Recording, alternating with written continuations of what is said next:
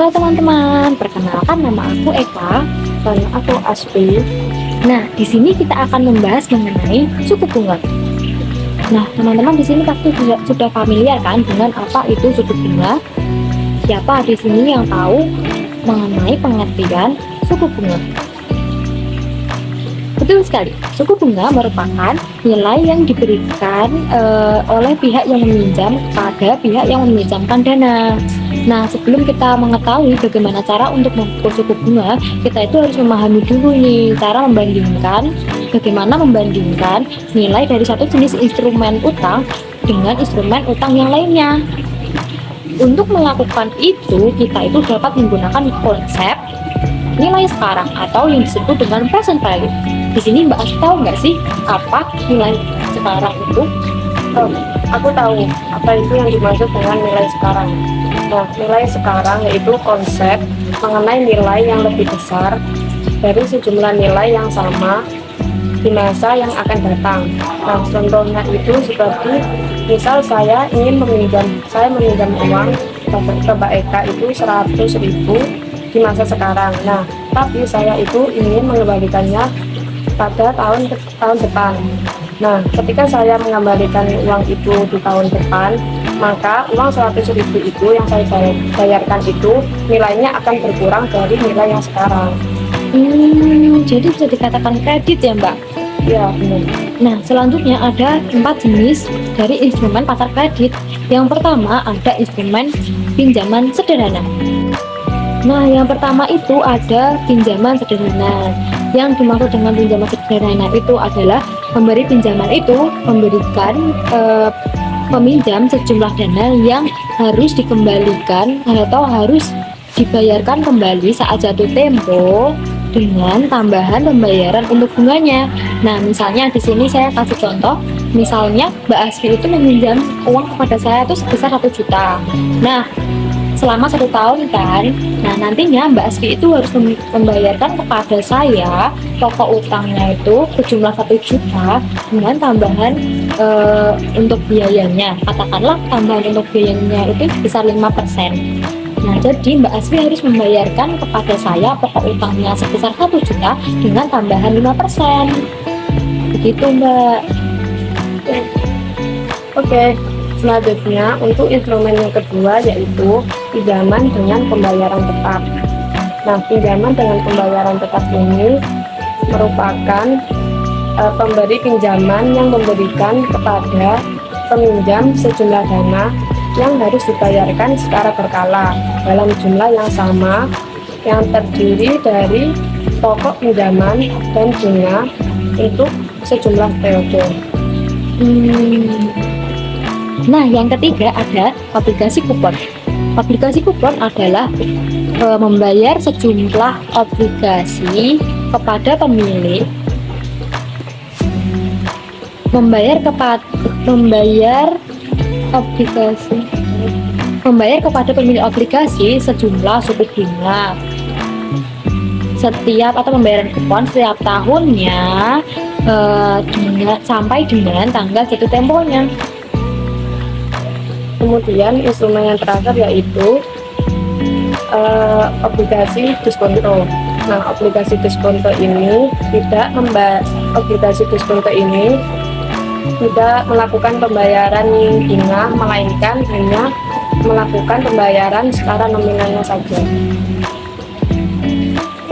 Nah, dari keempat instrumen tadi itu memiliki waktu pembayaran yang berbeda loh, seperti pinjaman sederhana dan obligasi diskonto itu melakukan pembayarannya itu saat jatuh temponya saja.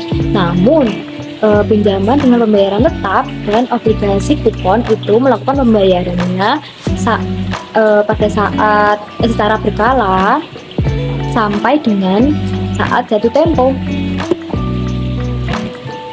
Nah, itu tadi merupakan instrumen untuk pasar kredit.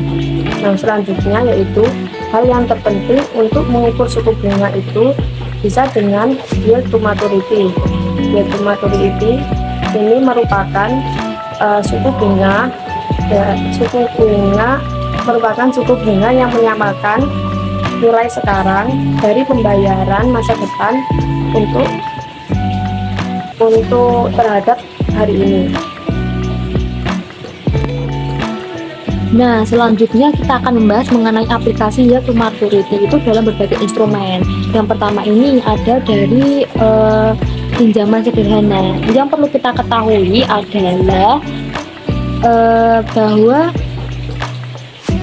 suku bunga sederhana itu sama dengan yield to maturity. Kemudian dari pinjaman dengan pembayaran yang tetap adalah pada hipotek dengan tingkat bunga yang sama. Misalnya peminjam itu membayarkan kepada bank jumlah yang sama setiap bulannya dengan tanggal jatuh tempo ketika pinjaman sudah akan dikembalikan secara penuh. Nah, dari perhitungan yield to maturity untuk berbagai sejumlah obligasi itu menunjukkan bahwa nilai harga sekarang obligasi dan suku bunga itu mempunyai hubungan yang negatif. Nah, dari hal itu, maka jika suku bunga naik, maka harga obligasi itu akan turun dan sebaliknya. Nah, kemudian kita akan membahas mengenai perbedaan suku bunga nominal dan suku bunga real. Untuk suku bunga nominal itu merupakan suku bunga yang tidak dipengaruhi oleh adanya inflasi. Tapi kalau suku bunga real itu merupakan kebalikan dari suku bunga nominal, yaitu suku bunga yang telah disesuaikan dengan mengurangi perubahan yang terjadi pada inflasi. Oke teman-teman, kita sudah masuk bab baru nih ya, yaitu mengenai perilaku suku bunga. Jadi gimana Mbak Espi tentang perilaku suku bunga itu? Perilaku suku bunga itu yang pertama itu ada aplikasi perubahan suku bunga perkiraan inflasi. Nah, maksudnya itu jika inflasi naik, maka suku bunga juga akan naik. Hal ini bisa disebut dengan dampak Fisher.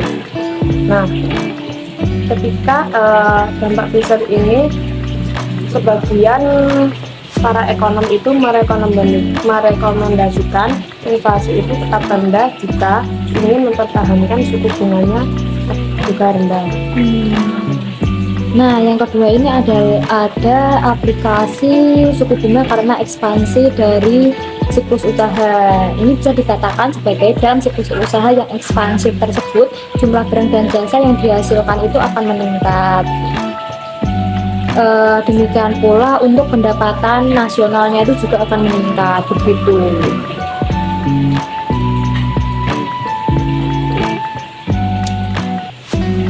Nah, selanjutnya yaitu aplikasi uang dan suku bunga. Nah, dalam peningkatan dalam penawaran suku bunga ini akan mempengaruhi suku bunga. Hal ini akan memberikan beberapa dampak. Yang pertama itu dampak pendapatan. Nah, meningkatnya penawaran uang ini akan memberikan pengaruh yang sangat substansial. Maka seharusnya pendapatan nasional dan sekaligus itu meningkat. Dapat ditarik kesimpulan bahwa dampak pendapatan dari peningkatan penawaran uang adalah menaikkan suku bunga sebagai respon terhadap tingkat pendapatan yang tinggi. Selanjutnya adalah dampak tingkat harga. Pada dampak tingkat harga terhadap penawaran uang ini adalah meningkatnya suku bunga sebagai respon dari kenaikan tingkat harga.